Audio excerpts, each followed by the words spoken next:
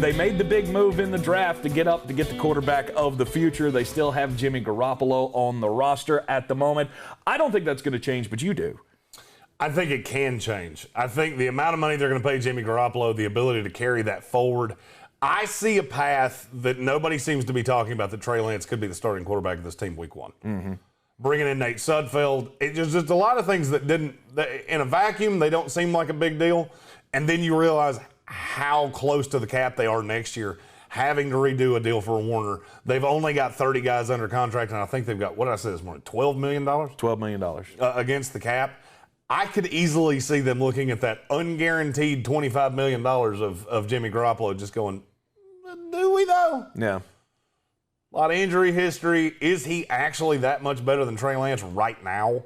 I thought Jimmy was overrated for a long time. Mm-hmm. They don't ask him to do a lot. And he's fine at that when he's healthy. I think it makes me nervous when you've played this many seasons, you've been hurt this many times. Mm-hmm. Makes me a little nervous. Here's the thing, though. I don't care which one of them plays. I still think they're an 11, 12-win team that makes the playoffs. With Trey Lance, with Jimmy Garoppolo. I don't care. I'll agree with you because looking at their schedule, I see 9 immediate wins on this schedule. Lions. Right. Eagles. Yeah. Seahawks. Uh-huh. Bears. Uh-huh. Jaguars. Uh-huh.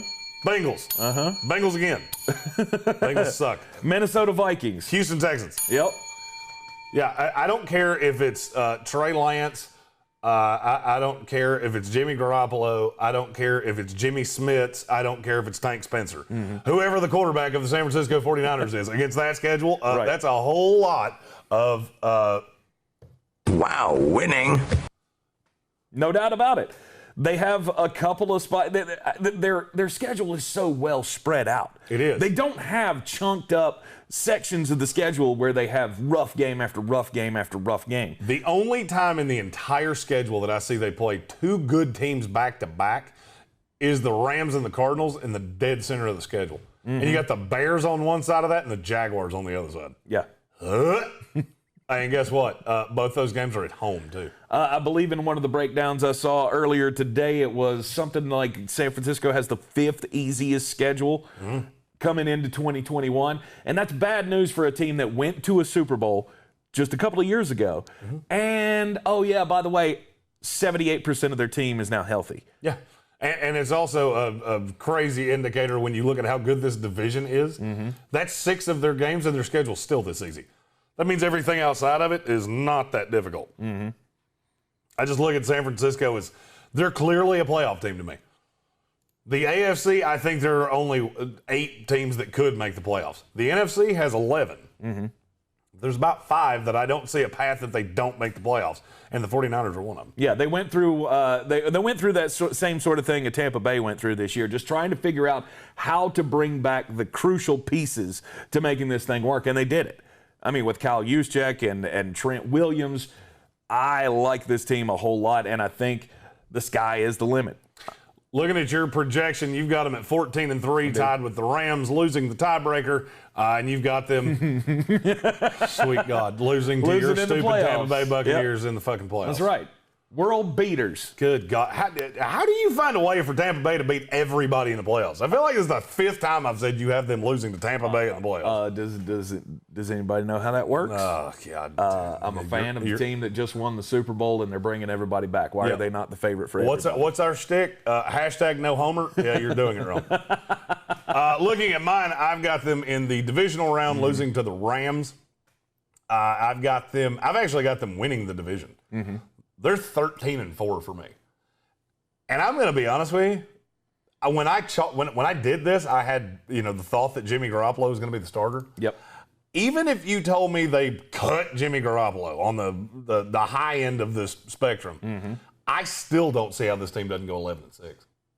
I really don't. Trey Lance backed up by Nate Sudfeld.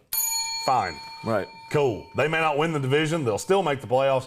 And I'll be honest with you, I don't know that I wouldn't like them better in the playoffs with Trey Lance because I'm just so scared of health with Jimmy Garoppolo. It's just not a gamble that I would be willing to take if I were them. I understand the money, the cutting Jimmy Garoppolo loose could save you some money for next year. You'll be able to sign guys next year with that increased cap space, but I'm not taking a risk on it. If I think I got a shot at a Super Bowl right now, I'm not hinging, I'm not hedging hinging my hopes on a rookie quarterback. Well, and my thought is that I'm getting out in front of it, because my fear is that you have Jimmy Garoppolo for 10 weeks, then he gets hurt, and you're trying to break in a rookie as you're coming down the playoff stretch. I'm not sure that I wouldn't rather just swallow the frog, deal with that early cake-ass schedule, and give him 6 to 8 starts against teams that are just flat out not better than you.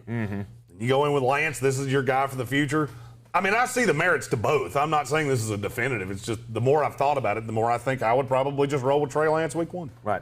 It's going to be a dogfight at the top of the NFC West between the LA Rams and the San Francisco 49ers. There is no doubt about it. I'm Tek Spencer. He's Jeremy Greene. We are in the Wicked Weed studio each and every weekday morning at 9 a.m. for the Sportsocracy. Hit that subscribe button as well so you see all of our videos and content as they come out. Don't forget also to check out our Patreon, patreon.com/thesportsocracy.